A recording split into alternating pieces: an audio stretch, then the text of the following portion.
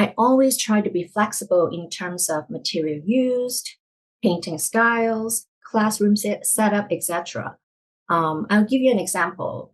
Some of my students can't see very well, or they can't distinguish color very well. So I try to be flexible in terms of material used, and I try to ask them to use high contrast color combination to paint, such as black and white. The main thing is to create a curriculum that's adaptable because I try to be inclusive and I try to anticipate, but I'm still learning too.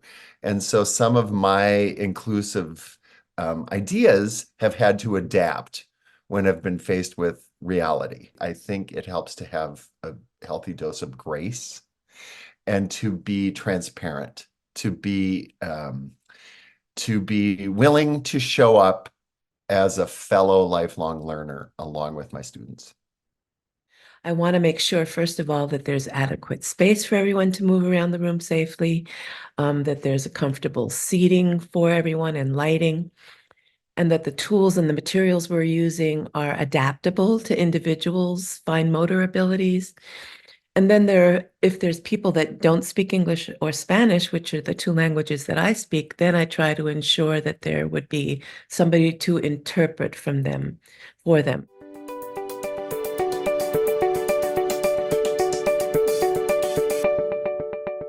There's several ways that I assess students' needs, and one of them is by a very short writing exercise early in the first session, which is asking students to write 3 sentences that encapsulate as clearly as possible why they've come to the class and what they're hoping to get from it. Sometimes I do it in the form of fill in the blanks. I'm here because what I'd like to get out of this class is. And also to make sure that they understand this is not an evaluation, and that it's really to get a sense of who's there and what the interests and goals are. I always try to have a very non-intimidating opening activity for my students. When I say non-intimidating, this is one of the examples you can see. It's just straight lines, and it's a way of to warm up my students' hands. But by doing this exercise, it can help me to assess if there are any students who have trouble following instructions or have problems with fine motor skills. As you can see, this is just really dotting and lines exercise. So nothing very specific or difficult. I may find out later on that there's going to be somebody, for example, I had a person in my class who had arthritis. She didn't necessarily want to share that right away, but she had pain in her hand.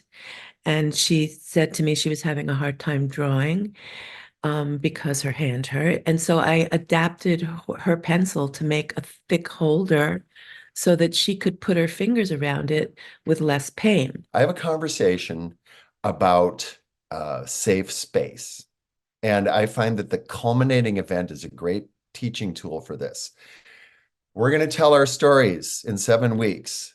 When I say that, who feels nervous? Hands go up. A few hands do, a few don't. Then I'll say, who feels nervous but doesn't want to admit it?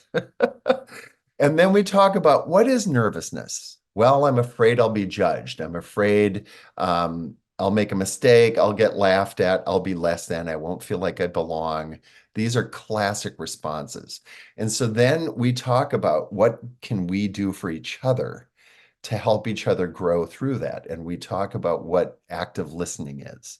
And we talk about creating a safe space where whether or not judgments are bubbling up in our head or not, we can set them aside because we're actively creating a judgment-free listening space.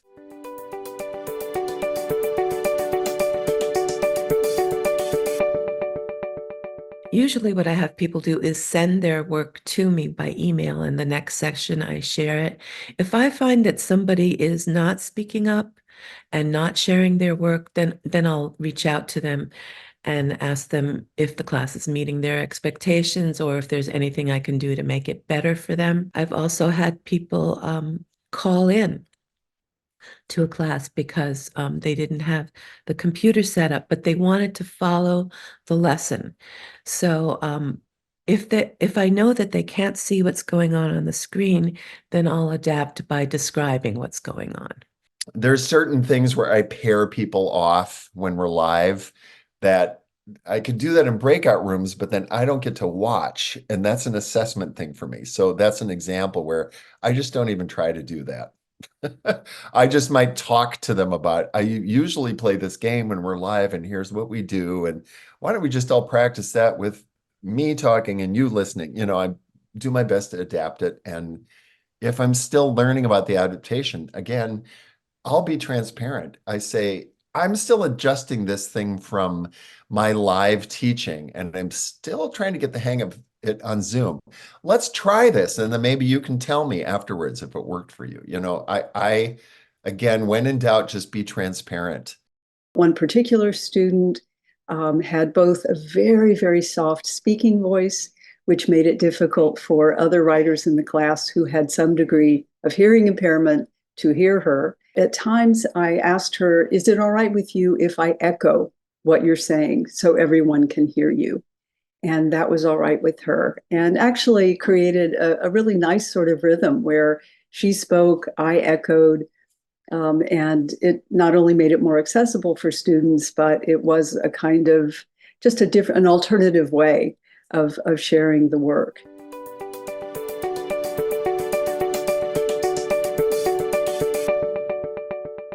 I've been teaching creative writing primarily in a senior apartment complex, in which the nonprofit under whose auspices I teach provides arts and culture programming.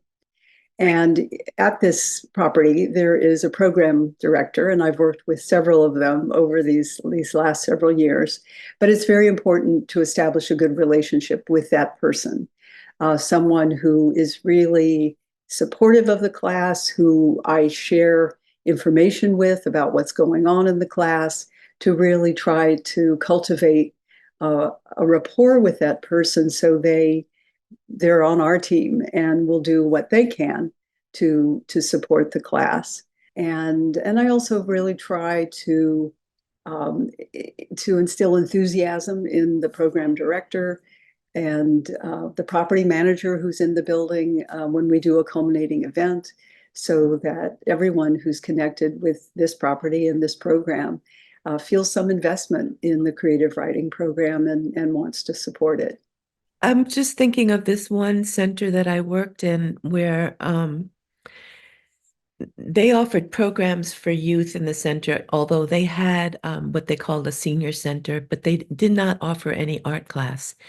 And the people who were attending their senior program demanded an art class. They advocated for themselves. And then once I came in with an art class, I found out that there were a number of people who had home health aides and who also came with wheelchairs, and the space wasn't adequate, and the organization had not provided for those health aides to accompany the people that they were working with to the class. So that was a point where I could advocate for, oh yes, we want all of the people who are assisting the attendees of the class to also attend the class. And we also want a clear path, and you have to give us more seating and that sort of thing. But they do it because they want it to be successful. They want it to last more than that one time.